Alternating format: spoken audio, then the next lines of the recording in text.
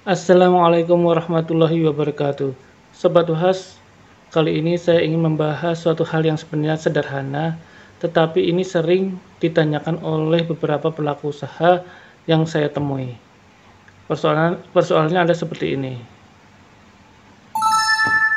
Ya, apakah jika kita memiliki produk yang berbeda, harus membuat NIB lagi? Misalnya kita punya NIB dengan produk A, kemudian kita punya produk yang berbeda B. Apakah kita perlu membuat NIB lagi? NIB yang baru.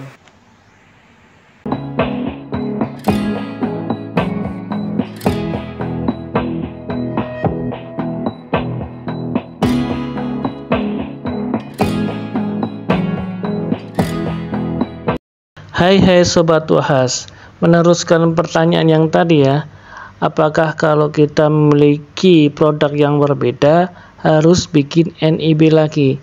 NIB baru lagi? Jawabannya adalah tidak perlu bikin NIB lagi. Kenapa? Ya, NIB cukup satu saja, karena NIB dasarnya adalah KTP.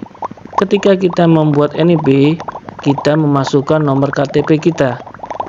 Oke, jadi NIB cukup satu saja. Karena kalau kita sudah mempunyai NIB, maka nomor KTP kita sudah digunakan. Jika kita membuat NIB baru, itu akan tertolak. Kenapa? Karena KTP sudah dipakai. Gunakan NIB yang sudah ada. Jika ada penambahan produk, teman-teman bisa masuk ke OSS dengan NIB tersebut, nomor NIB tersebut, kemudian teman-teman bisa tambah bidang usaha atau tambah KPLI-nya. Seumpama pertama, kita bidang usahanya adalah industri rempeyek keripik, sedangkan yang kita mau tambahkan adalah industri pakaian. Maka ya kita tambahkan saja bidang usahanya.